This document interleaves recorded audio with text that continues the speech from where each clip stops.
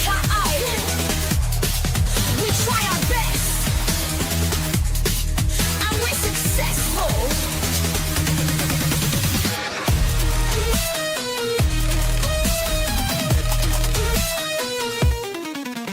Come watch our show. Get Rivers sponsors. It's time to start. Enjoy the show. Welcome, everyone, to Betting Weekly Live. It's a Tuesday, the 28th of January. You're with Steve Wyss, and Lewis Jones is alongside me today. How's the week started for you, mate? How's the week started, Steve? Yeah, all good. I was with the kids this morning, so running around a soft play centre. I'm not sure if our American viewers know what a soft play centre is. I hope they do. And if you're a parent, you'll probably know. It's quite soul destroying experience sometimes being running around your children in a soft play centre. But I kept the calories off, I suppose. Maybe this morning got my steps in and everything. So there are positives, I suppose. But it's it's much better to be sitting here with got a nice cup of tea on, coming sitting to chat some football with you, Steve. Give me that every day of the week. How are you? I was in the gym. I was in the gym this morning, so I was burning some calories. Got to get myself in shape. How is the ankle? Do you know what? It's nearly right again. It's been a long recovery for me, this one, Lewis. But it's been a gradual rehabilitation sort of thing. But I do feel as strong as it was now before it got injured. So 5 months nearly. It's been a long road to recovery for me. You're back out on the grass then, as they say. Back out on the grass. I will be, definitely. Next month I'll be out there doing my things in the open. I'll be a bit more confident about it. But welcoming everyone. Ian, great to see you. Rick, Byron, as always. Ming Chung, Villa Fan 20, good to see you as well. We're talking about the Villa match tomorrow, actually. Give us your thoughts on how it's going to go against Celtic. Mate SK, good to see you as well. Chris Graham and Real Brandon King. Always a pleasure. And now we're going to talk about the game of the Championship today. Portsmouth are in action. And also we've got one League One pick from Lewis. But the big action this week is obviously Champions League from a soccer perspective. All 18 matches playing tomorrow at the same time. We've got a live betcast with myself and Nigel coming up for newsletter subscribers. More on that soon. But we are going to get Lewis's thoughts ahead of the Champions League round. I might have a couple of bets as well to get in advance. But before we move on to today, I've got to give a big shout out to yesterday's show. And Simon Holden absolutely crushed the Burnley Leeds game. The 0-0 detector was out. He correctly called it. It was one of the worst games I've ever seen. I was not impressed as a Leeds fan that we actually played for a draw. There wasn't a single shot in the second half until like the 85th minute. I've never seen anything like it. I thought Fulham Manchester United was bad on Sunday evening. Leeds Burnley took it up to a different level, Lewis. The Championship this we get with Burnley, though, isn't it? Have you not seen Burnley this season, Steve? This is what happens. I know. This is what they drag a game down. So I don't think it's not the end of the world for Leeds. I think a point away from home at Turf Moor on that in those sort of conditions. I think just you get out of there with a point. I think that's fine moving forward. No one's going to remember that at the end of the season when they're probably lifting the Championship trophy. So great shout from Simon. Burnley and unders are a money-making machine this season, aren't they? With that defence. So there have been a few 0-0s, and as you say, the 0-0 detector was out there. I'm assuming a very nice price as well. So well done. Yes, lovely. That's a great shout. That, I mean, in hindsight, that just looks so obvious, doesn't it? It's one of those bets that after the event, you think, well, why did I just not have a few pennies on that? Because that's a really good. That had, I'm sure, the argument that Simon made was spot on and made lots of sense based on Burnley's way of playing under Scott Parker, which is can make eyes bleed. I think that's absolutely a horrendous style of football, but they're probably going to get the job done, aren't they, this season playing that way? So. Yeah, the Championship is a strange league, though. Just a quick one before we move. Can Burnley keep up that style for the whole season? It's quite hard. It's a good question. I think the standard in the Championship this season, I think we're going to touch on it when we mention this Portsmouth Millwall game, is very, very ropey and very low. So you just might need to be able to keep things tight, and the best defence in the league might be enough to get you promoted just because of the lack of quality in the league overall. So I can see Yeah, I can see them sticking around, but when they go up a level again with Parker, if that does happen, then it's just going to be a sort of like Groundhog Day for Scott Parker. I think when he goes up a level and tries to play that style of football, it'd be the same as what happened at Bournemouth and Fulham, wasn't it? It's happened Club twice. Brugge as well, I think. Club Brugge when he went to So yeah, can't. I think they'll be there or thereabouts, but when they go up, whether it's going to.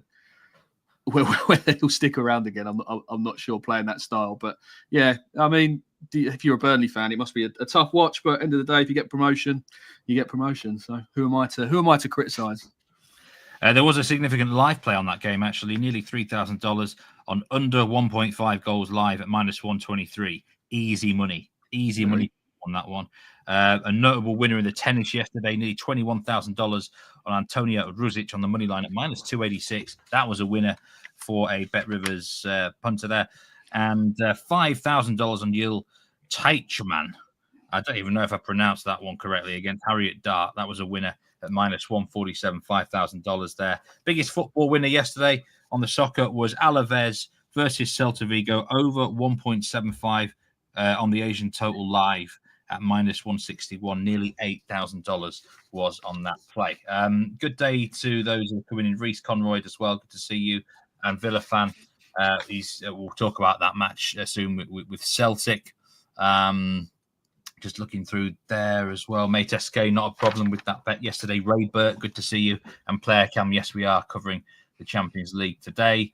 Byron Murrell reckons that the soft play faces might be called a bouncy house in America. Oh, that's got a much better ring to it. I'd much rather go to a bouncy house than a soft play centre. I think. I love that. Yeah, I like that. There used to be places when I was younger called Wacky Warehouse. That's an even better term for a soft play centre, I think. I used to go to those. The Wacky Warehouse, the Bouncy House. God, these are great marketing terms. And maybe they should do it. It just sounds better. I hear soft play and automatically I just sort of start to become very negative. So yeah, I'm going to call it a Bouncy House, I think. So thanks for that. Whoever threw that comment in, thanks very much. Okay, let's move on to betting for today. In the English Championship, there's one match, Portsmouth against Millwall. And it's quite a close betting heat, this one. +150 Portsmouth, otherwise known as Pompey nickname. We might refer to them as Pompey here for those who are wondering what that means. The ties at +210 and Millwall +190. Over 2.5 goals is as big as +155 here. I can tell you for this match that 95% of the money is on Portsmouth, but only 55% of the tickets. So quite a close split in terms of the tickets. Overall, surprisingly, 74% of the money is on the over for this game, which that one really does surprise me. Although overs are popular, Lewis, that is for sure. It looks a close betting heat, but you are going to be siding with one of the teams. Which direction? Yeah, I think I'm interested in Portsmouth here at the prices. Just want to touch on the Championship quickly. It's such a unique league, isn't it? This season, apart from the top four and Plymouth, who are sort of becoming cut adrift now at the bottom, there is such little between, I'd say, the 20 other teams in the middle of that section. And whether that makes it easier or harder for us as punters, I'm not sure, because when either of those sort of two teams in that sort of 20 team bracket play each other, I just think there's such fine margins at play in these matches, and it's so hard, I think, from that point of view to really call these matches right at times, just because there's such little between them, and football is a low scoring sport anyway, and it's a fine margin game really. I would say when you're playing at this sort of level anyway, and just with teams can go on such long winless runs, and then all of a sudden go on a bit of a streaky winning run as well. So when a sort of a bit of variance can go their way. So it happened with QPR, didn't it? Over the past couple of months, they went from relegation candidates to promotion candidates in about 7 games. So it just shows you how you've got to ride the right train at the right time in the Championship. I always say, because teams go on a roll, and you just got to try and foresee it happening. Look down at the bottom of the table now. One of someone like Luton, maybe Derby are struggling, but one of those teams in the bottom 5 or 6, Hull, have recently had a resurgence. You've got to try and pick it out early. You're right. I think form and confidence plays a huge part in the Championship. I think it can make a massive difference to, as you say, an output of a team's performance and whether they can go and deliver for you at the prices that you're playing at. Just looking at the table here, there's between West Brom in 5th and Portsmouth, who we're going to be talking about, in 21st. There are just 15 points separating them. So even a team like Portsmouth, if they could go on a 4 or 5 game 6-game winning run between now and the end of the season. They could theoretically become sort of playoff challengers towards the end of the season. It's just absolutely bonkers. So there probably is some really good betting opportunities for there. But if you fancy a team that are sort of lingering in sort of mid-table and you think they're gonna catch hot at some point, backing them for promotion at wild prices probably isn't the worst idea, because it doesn't take much. I think the 6th spot or even the 5th spot could be wide open for someone this season. It's a team to finish hot, because I'm not even, to be honest with you, let's be honest, the top 3 or 4 are not as good as last season either. So if anyone who misses out on automatic, I don't think they're there to be feared. So it's quite feasible a team that right now we're not even talking about that much could come in, find a bit of form and actually go up. I mean, this used to happen quite a lot in the 90s, the early 2000s, where the 6th place team had just as good a chance as the 3rd place team. I remember Crystal Palace doing that under Ian Dowie. I think they might have been even in the relegation zone at Christmas, and they managed to sneak into 6th. And I think they actually won promotion eventually. So wouldn't surprise me. The Championship this season does have that. Those have sort of vibe. I think that a team could come from absolutely nowhere and make a late charge for the playoffs. So I would encourage punters to have a real good look at the outrights, I think, in the Championship from both perspectives, because if you fancy a team to go completely cold or in mid-table at the moment, they could easily fall into a relegation battle. So yeah, I do think there probably is prices lurking here if you play it smartly, and you could be on a nice price to follow throughout the season. But just for this game here, again, it's obviously, but with these teams involved in this middle section of the league, where I know Portsmouth are down the bottom, and Millwall are as well, but in that sort of bracket where there's not many points separating them all, it's going to be a very sort of fine margin game. But I do think this home form that Portsmouth are sort of bringing to the table just might be one of those margins that isn't really factored into the prices here. And I do think they are actually quite a big price, because they've won 6 of their last 7 games at home to an aggregate score of 19-4. So it's really quite convincing stuff. And they've just checking the expected goals data behind it as well. And they've won the XG battle in 6 of those 7 as well. So I do think there's a bit of sort of a backbone to their form at home at the moment, according to the data. So yeah, I always like to back Portsmouth when they're in form and playing at Fratton Park. I do think it's one of those grounds which is very hard to get results at. And they've only lost 6 of their last. Tough place to go, especially on a sort of a January. It's going to be cold. It's going to be miserable. I do think that the home advantage is a little bit more prevalent than maybe that it would be in a sort of a game if it's earlier in the season or on a Saturday. And I just think the midweek factor here at Fratton Park does play into our minds. It should do when we're making betting decisions here. And they're just very good at home. They've only lost 6 their last 36 at Fratton Park, and that was the sort of the catalyst why they won promotion last season. Their home form was absolutely superb. And Millwall, not really convinced that the change of manager is working for them. Alex Neil's come in for Neil Harris, and not really sure that's made a huge difference to their output. They've only beaten a very poor Luton side in their last 7 matches, so I'm not really reading too much into that, and not really seen any evidence that this manager is capable of sort of taking them places where probably the board want them to go. So yeah, I'm happy to back Portsmouth here. Take some pro Portsmouth angles at the prices, considering that home form. And I suppose the way you approach it is depending on how brave you are, really. The draw no bet is -130 with Bet Rivers, which I think is probably the safest option. Gives you the draw on your side as money back if Mill do sort of put in a performance and dog out a draw, but wouldn't put people off Portsmouth just on the money line here. What did you say the price was? It's +150, was it? 143 now on Portsmouth. Yeah, 143. So it has moved a little bit in the last couple of hours. So yeah, I'd be looking towards Portsmouth here just with that home form. I'm not sure that's factored into the prices enough here. Yeah, there's a few people saying they're liking a few goals in this game here. Mate SK's got a lean Pompey draw, double chance on over 1.5. Philly guy says +155 on over 2.5. He doesn't understand it. 12 of the last 15 Pompey games have been over 2.5. But I'm going to counteract that by Millwall. I mean, Millwall have the most under 1.5 goal matches in the Championship. 16 out of 28. That's even more than Burnley, by the way. And their average, the goals per game average is 1.9. So you've got this contrasting style. We've had a few of these matchups recently across Europe and in England, actually, where you've got a big under team against a big over team.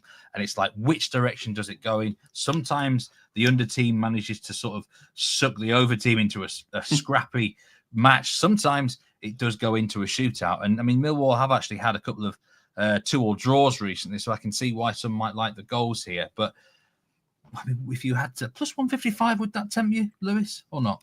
Not with the Millwall factor, I don't think. There, even the change of manager hasn't really seemed to have changed the total goals output. He's a very, again, sort of pragmatic manager, I think, Neil. He's just going to work on the defence to start with and go from there. And their defence is very strong, even under Neil Harris. I mean, as you say, there lots of under games and lots of clean sheets for Millwall this season. So, and I would always take the unders team to drag down an overs team, if that makes sense, when making decisions in this regard. I think we've seen this with Everton under Sean Dyche this season perfectly. They would always drag a game down against a team that would have a very strong goals output. So I would be even though it looks a big price on paper, I think it could be a bit of a trap, that price. I wouldn't get dragged into it. There's a full card of League One and League Two matches today, but Lewis is going to focus on one of these matches for us, and it's Salford against Newport. Salford are a minus 230 favourite here, which is a pretty short price for League Two in England. It's quite a competitive league, but then you just have to look at the form and you can kind of understand it. Newport with one win since the 22nd of October. Moneybag Salford, for those who are not aware, of course, they are owned by former Manchester United players, a class of 92. I think Paul Lim is the owner, the Valencia boss. And, they're an ambitious team. They kind of expect to go up to League One eventually, don't they, Lewis? I mean, in this case, it looks like they've got a bit of a free hit against Newport. Or do they? Yeah, well, this whole theory with Salford at the moment revolves around... I've always... really interested in lower league teams who suffer a hammering in the FA Cup when they step up a level in a match which means a lot to the football club, and then that when they come back to their league form, it does affect their confidence, I think, and that I think we're seeing this with Salford because they lost 8-0 at Manchester City, didn't they, in the FA Cup a few weeks ago, and they've gone off odds on in both of their subsequent league matches against I think it was Fleetwood and they haven't delivered. They've lost both games, and it's very worrying for them, I think, because they were going along quite nicely before the Man City game in the FA Cup, and I think they went into that game 6 wins on the spin, not conceding. I think they might have won those all to nil as well, but that getting done 8-0 anywhere, which even if you're a League Two team going up against Premier League, is going to affect confidence and just the way that you feel about yourself, really. And it's really can be quite a harrowing experience getting done that heavily on, especially when the TV cameras are there. Your family's watching. Everyone that sort of knows you will be watching as a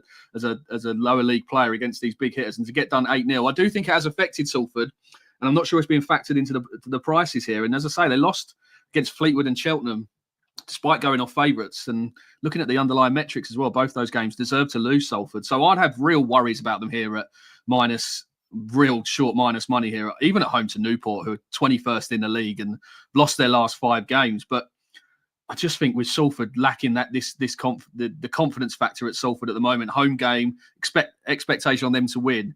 If they don't get an early goal or they don't get the first goal, I think they're going to be starting to question themselves again. And those sort of thoughts of the 8-0 at Manchester City are going to be affecting them. So, yeah, I would have had Newport here a lot shorter on the double chance than what they are. And yeah, the corresponding fixture as well. If you're looking for positives, Newport won it 3-1 at home. So there is a sort of a form line there that we can sort of hold hope onto from that point of view. But my strong take here is that Salford is just being overrated by the market here based on their current confidence. And yeah, I'll be having a good bet tonight on the plus 165 for Newport on the double chance, and sort of hoping that the crisis of confidence continues within the Salford camp. So yeah, really like this Newport play tonight.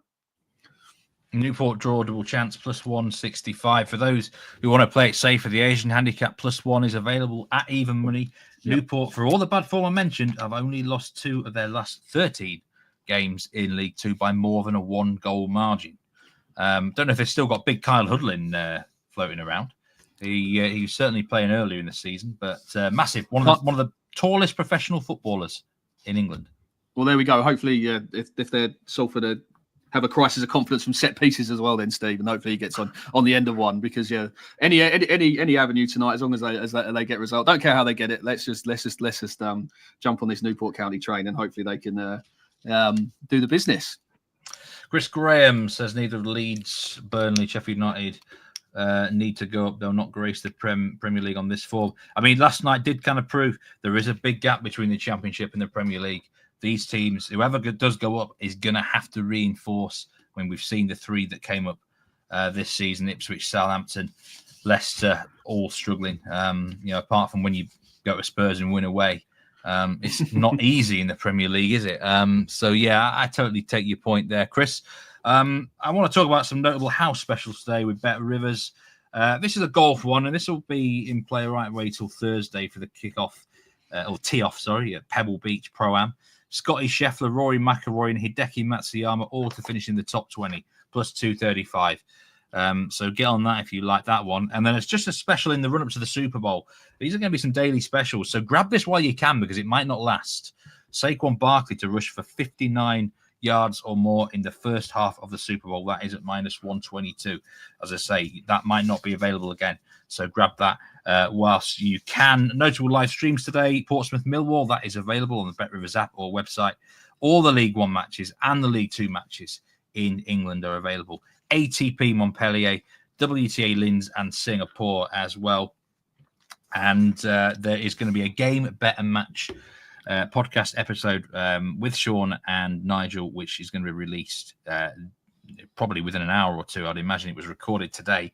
Remember, there's plenty of action going on in the tennis world in those events. And do follow the Instagram account as well, because Nigel is going to be out there in Montpellier for some exclusive content tomorrow on that Instagram account there.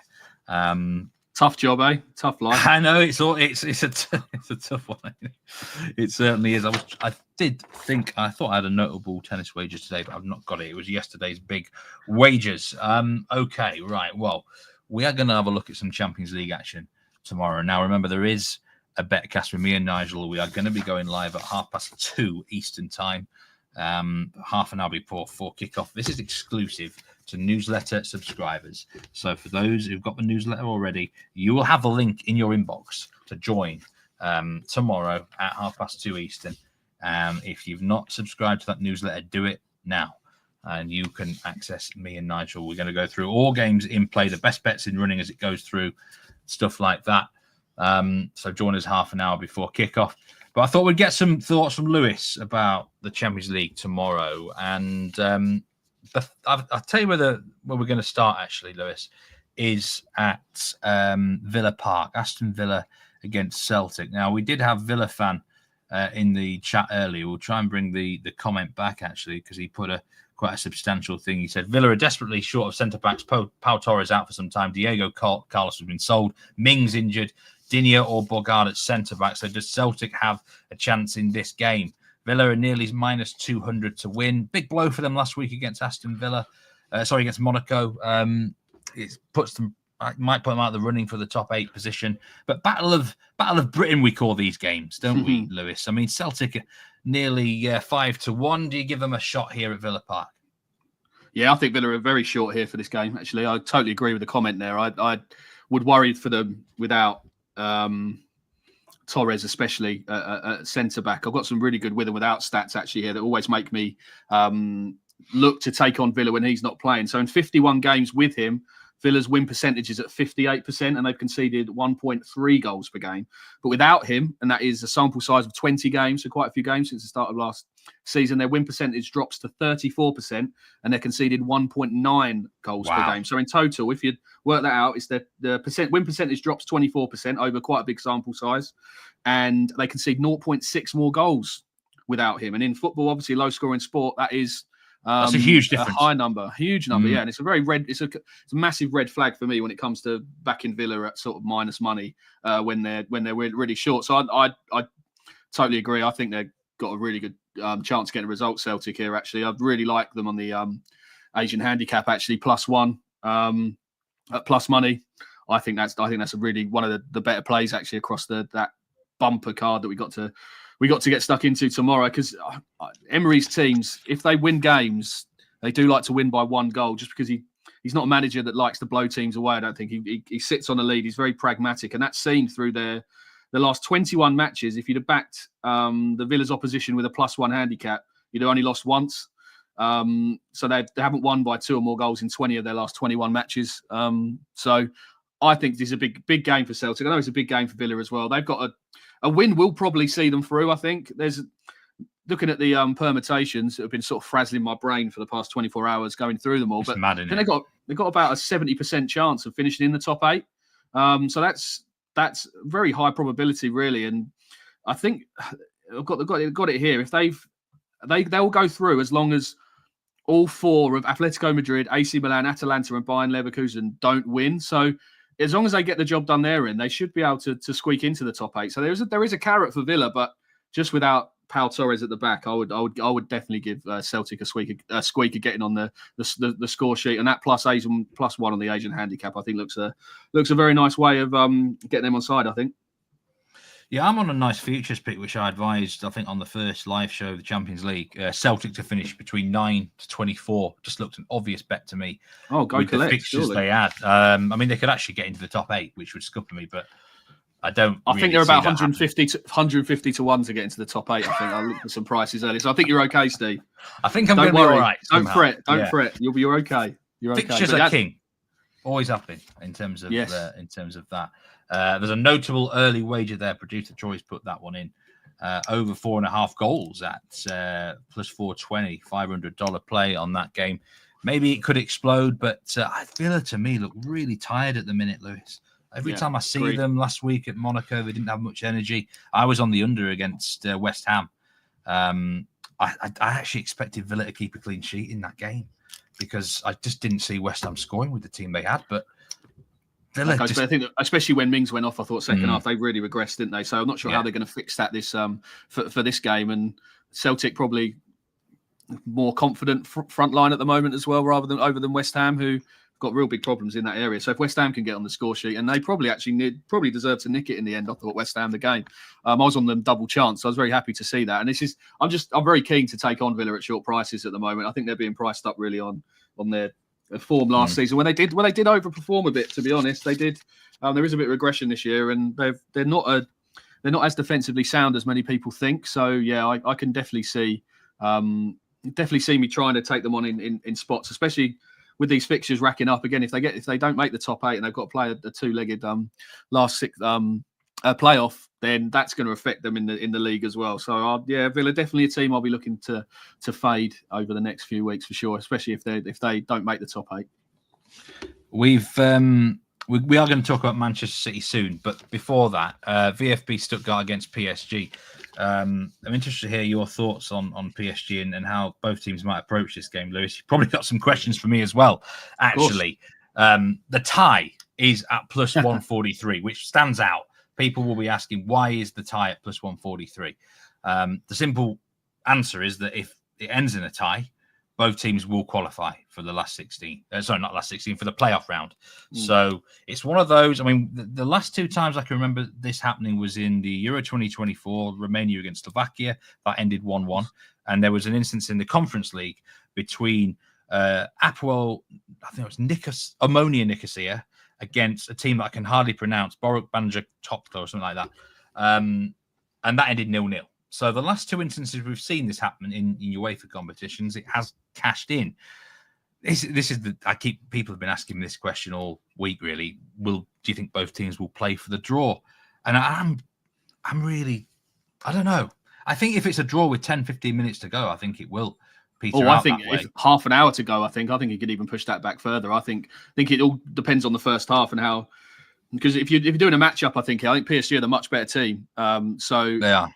If they approach it properly as they have done, I think most of this league phase, I think they played very well about getting the results, actually, PSG in this league phase. And if they get a 1 or 2 goal lead in the first half, then that might scupper the draw chance, because I do think they're a better team than Stuttgart. But if the game is tied at half time, I think it was +145 for the draw. Which I had, which is shortened obviously already. I think it's been shortened in all week, and I think it will shorten. Do you think that might go to evens by kickoff? Oh god, evens? Yeah, maybe that would be really interesting. I think this is one of the most interesting parts of this whole evening. I think this draw price in the PSG game, +145 plus already at +143. So yeah, maybe evens could do. It's definitely something which I would consider in play. I think if it's a draw at half time, I'm not sure what the price would be then, but I would definitely be considering having a look, because it could just be a shake hands job, I think. But just on PSG, I've had one of the outright market in the Champions League isn't something which I've had a look at really since didn't want to get involved with it at the start, just because of the way the league phase is, and we're sort of stepping into the unknown a bit, aren't we, with the way it goes. But now we're sort of approaching the knockout stages, a bit more comfortable to get involved, I think. And I've bet PSG at plus 1,800 to win it, Steve. And I'm really interested to hear your thoughts on that bet. I think they've been unlucky in this competition, and I was really, really impressed with how they went about it against Manchester City in that environment when they were 2-0 down, staring down the barrel. And I thought when they turned the taps on against Man City, I know this is Man City, this isn't the Man City of old, but just really like how cohesive they were, how they're playing for each other. And we're not sure we have seen this from a PSG team in the past. Well, since I can remember, throughout the Champions League, really, we've not seen a team that have got that sort of togetherness, and they look quite fearless, I think, and they've got good experience, haven't they, in those key areas? Donnarumma, Marquinhos, and I think it's a nice balance with the likes of Bacola and Neves in the midfield. Really impressed me in that game, and I just thought they were sleeping in the market here at that sort of price. I know you've probably watched them more than me domestically. Is that a silly bet for me at 18 to 1 to be taking them here? So I think I can't see why there's a few teams shorter than them. The likes of Man City, Bayern Munich are shorter than them. Even Real Madrid at 6 to 1. I'd have PSG quite close to them on what I've seen this season. Just I think they might be sleeping a bit in this market. Would you agree, or am I barking up the wrong tree, do you think? I'm smiling because I think for the last 10 years I've bet on PSG to win the Champions League. But this year I've not actually been on them. My theory was that they needed Mbappe to win the Champions League. Some people have said out there him going away has made them more of a team. What I don't like is the signing of Kvaratskhelia. I think it's a wasted transfer for the player in himself, but the one position of need that they didn't need was left wing, because they've got Bradley Barcola, who I think he could be really, really good. This is a special player in the making who's going to be world class eventually. We could see him in La Liga, Premier League. And why would you bring Kvaratskhelia in to compete with him? I have no idea. It makes no sense to me. I love Kvaratskhelia, don't get me wrong. Brilliant player. But you've now got two players who play the same position, the same role, who are probably the best players in the squad. It's just nonsensical to me. There was other areas that they could have looked at, PSG, most notably an actual striker. How many clubs have said that in the last few weeks? But apart from that, I think they've got the best fullback tandem in the world. That's a big statement, I know. Nuno Mendes and Hakimi. I think that's the best fullback tandem in the world. Love Hakimi. I really like. He's probably the best right back in the world, isn't he? I'd have thought Hakimi. Yeah, I think them two are brilliant players. Mendes is actually suspended for this game, by the way. And you're right, the centre-back pairing is strong this season. It's just their underlying data, Steve, that I've sort of dug into during this competition. I mean, they took 1 point from 2 fixtures with Atletico and PSV, but based on sort of the underlying numbers of those games, it was quite a freak occurrance, because PSG accumulated 4.32 worth of expected goals across those 2 fixtures, and they won the corner count 20-4, won the shot count 40-12 across both games, and they only conceded 0.74 worth of expected goals against, and they only took 1 point from those matches. And I know this can happen over a short term, a variance couldn't play, but I do think they've got quite unlucky with the way that they performed. And I just think that if they get a sort of an all right tie in the playoffs, I think they could turn on the style against one of these sort of middle ranked teams that have got through, and then people might start taking them a little bit more seriously. So I do think that 18 to 1, 80 plus 1,800 is just a really sleep. It's a price which is just sleeping, and I can see absolutely shortening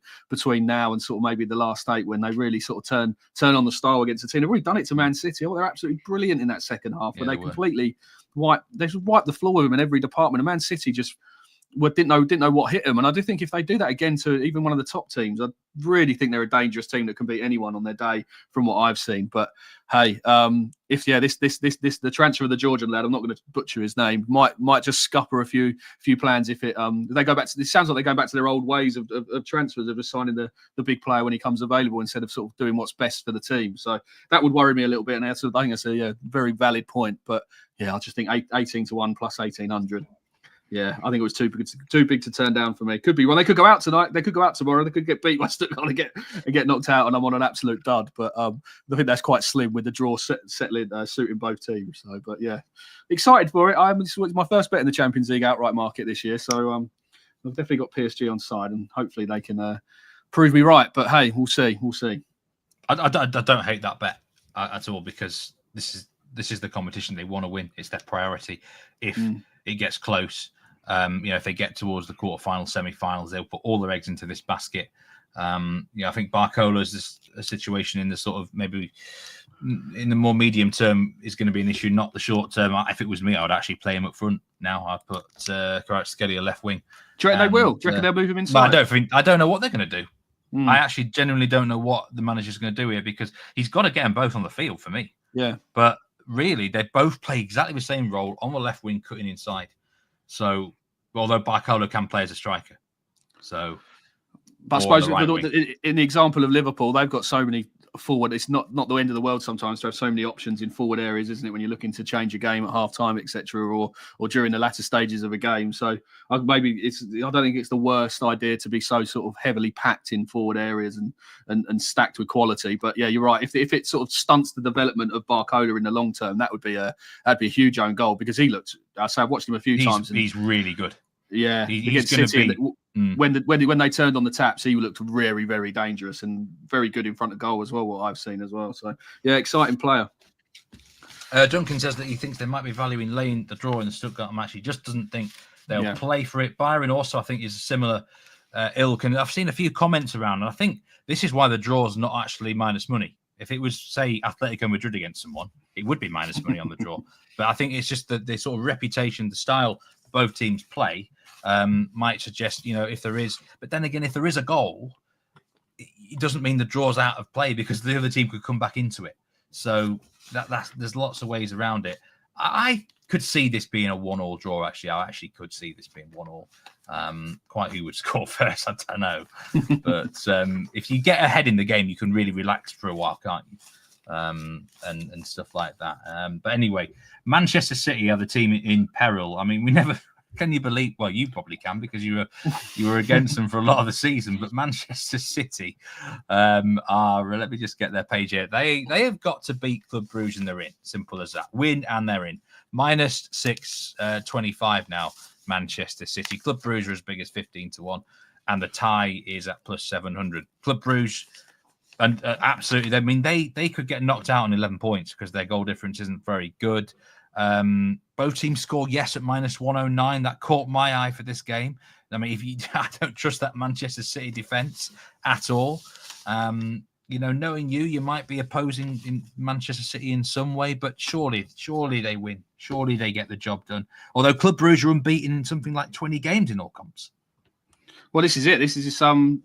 I'd quite like Club Brugge defensively, actually, and I think they can make this quite a fiddly game for Man City. They're only offering up 0.96 per 90 worth of expected goals against, which is actually the 5th best record in the competition from Club Brugge, and they haven't conceded more than 1 goal in any of their last 6 games in the competition, and they kept clean sheets against Villa and Juventus. So, as you say, they're unbeaten in 20 games as well. So I think they'll be heading to Manchester, fancying their chances a little bit here of being able to sit in and frustrate. And I think they should be quite confident of sort of their style of football, which is, I say, it's very organised and very hard to beat. I think that could be enough to cause City a few problems here, just because of the what's at stake and how big the night is for City. And if they don't get the early goal, I think they could be sort of mental scarring at play here for what's happened this season just with them. And I don't think they'll be very sort of confident of breaking down this team if it gets a little bit fiddly towards the end,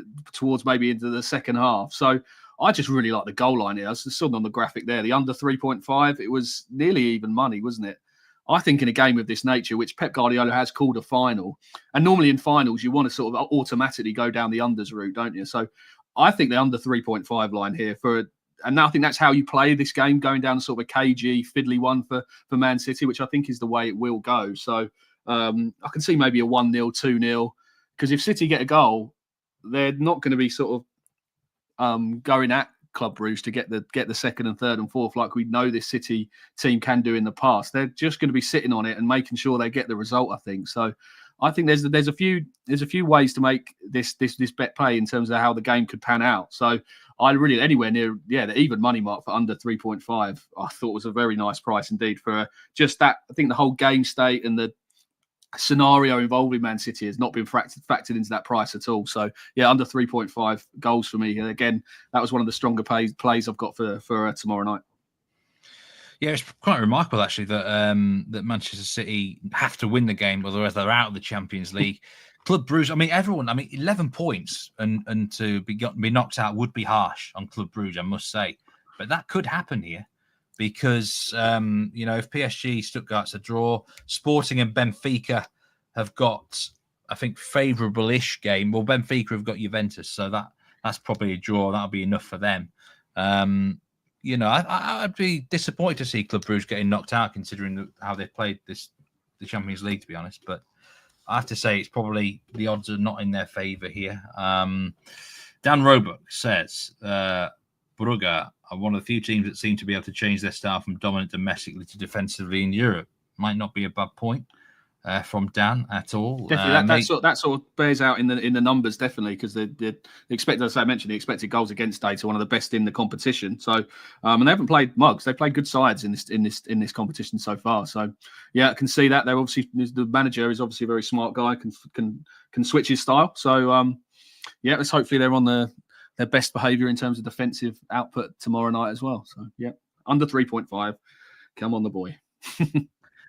Just on that graphic there, for those who are wondering, by the way, the Bayern Munich box is empty, and that is not a graphical mistake. There are no odds on offer for Bayern Munich to win this game. Bet Rivers, betting is closed on them. They are a -4.5 Asian favourite. The goal line is minus money for over 5 Asian goals against Slovan Bratislava, and that is not a mistype. Slovan Bratislava are 100-1 to win this game. In fact, actually, it's 110-1 now. So, just for those wondering, that was not a graphical mistake. I'm sure me and Nigel will touch on this game tomorrow. But Bayern Munich against Slovan Bratislava, that would be the biggest ever winner, I think, in Champions League history if Slovan pulled up the upset there. Anything's possible where Vincent Kompany's around, surely. So you never know, Steve. You never know. You never know. I am trying to find the game that you've got a pick for, Lewis, and I can't find it. It's in the Feyenoord game. Have I got the wrong graphic somewhere? Anyway, listen, it's Feyenoord. It is Feyenoord against Lille against Lille, Feyenoord. Lille at home to Feyenoord, I think this game should be quite fun, actually. I know it's going to be a bit of a tough one. Tough choice, isn't it, to pick which game you're going to be watching, but I think this is going to be quite... this should be high on your list, really, I think, because there's something at stake for both teams in terms of their top 8 chances. There's great incentive here that they could... if both know a win would stand them in great stead of a top 8 finish. And they've obviously secured a playoff place already. So it's a bit of a free hit, this, knowing that they got the insurance of staying in the competition, whatever the result. So I think this could be a really, really exciting end-to-end game if there's an early goal. And I don't think the goal line has factored that in at all, the permutations here of the potential for goals. And I think Feyenoord might be suited by this game as well. So I think they're much more at ease playing this style of football than Lille. Again, Lille probably a team that you can probably bring more to the table than I can. But they seem more of a team that sort of play with much more sort of control and defensive mindset. And Feyenoord been a great watch in this competition. I mean, I can never ever work them out. Like, I think they're the hardest team to predict in this competition. Like, you look at their results, aren't they? Probably not expect any of them where they've occurred. I mean, the 3-3 at Man City when they were 3-0 down was absolutely bonkers. And then obviously they beat Bayern Munich 3-0 last time out as well. 3-2 away at Girona, 3-1 Benfica. So their games have averaged 4.57 total goals. And I just think that is going to influence this game with the fact that they've got so much on the line in terms of getting into the top 8. They're probably going to have a real go at trying to get a victory here. And that'll probably suit Lille as well. You can sort of hit on the counter-attack with and got a really good finisher in Jonathan David, haven't they? So I think he's probably a good shout to get on the score sheet at some point in the game. But I just like, over 2.5 and both teams to score here really stood out at the prices. If you're using the same game parlay, you can get combine those both to get a -120 shot.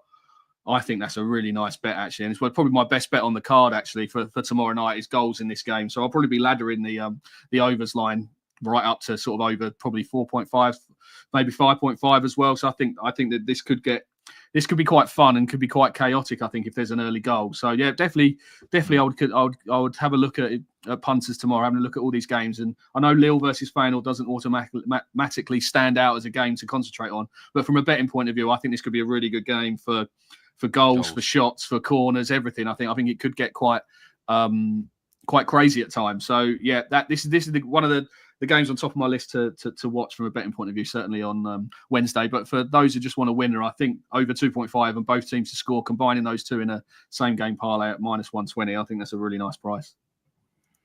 Yeah, you are right about Lille. They're a little bit more controlled, or try to be controlled. I feel like they're similar to Aston Villa a bit. The squad is struggling to deal with Champions League and domestic commitments, and they've had some great results, just like Villa have in the Champions League. But the squad has sometimes been a little bit thin. Good news: Jonathan David and Alessandro did miss they were suspended for the match at the weekend. So they're going to be fresh. I think there's 4 teams looking to get into the top 8 who've got chances. Aston Villa, obviously, one of them. Feyenoord and Lille, one of these is a big dangling carrot. Draw does nothing, does it, for either team? It's a win. This is an ABBA match. Winner takes it all, as I call it. And to be fair, Brest also are in the mixer. Again, they've got to get to Real Madrid. I think one of them 4 teams might displace someone, because one of the teams in the top 8 will have a bad game somewhere along the line. Monaco, by the way, as well, but I just don't see them beating Inter away, to be honest with you. Sorry, Monaco fans. But anyway, yeah, that will do for today. Plenty of talking points. Appreciate your thoughts as always, Lewis. Just a reminder of that betting the Championship earlier for those who are coming in late. Yeah, Portsmouth to you can either two approaches really. You can either take them on the draw no bet at -130, or just get them on the money line at +145. I think you said, didn't you? So yeah, still. I think their home form, Fratton Park, really hard to beat, especially in this time of year when it's a bit cold and miserable. Hard for away teams to go and perform there. So yeah, I like Portsmouth tonight. Very pro Pompey, play up Pompey, as they say. And yes, on the screen there, do remember to subscribe to that newsletter if you've not already. Me and Nigel Seeley on the Betcast live tomorrow, 2:30 Eastern time. That's half an hour before the kickoff. All 18 matches simultaneously. We're going to be looking at matches in running. We're going to be betting in running, advice, stuff like that. I'm sure Nigel will be having his eye on one of the various brilliant games on show. Sturm Graz Leipzig or something like that. Be right up its street, won't it? But yes. We look forward to that. And thanks very much, Lewis, today. Always love doing these shows with you. Remember, gamble responsibly, everyone. Take care and best of luck, whatever you're wagering today or ahead for the rest of the week. See you tomorrow on Betting Weekly Live at a later time for those who are officially subscribed to the news.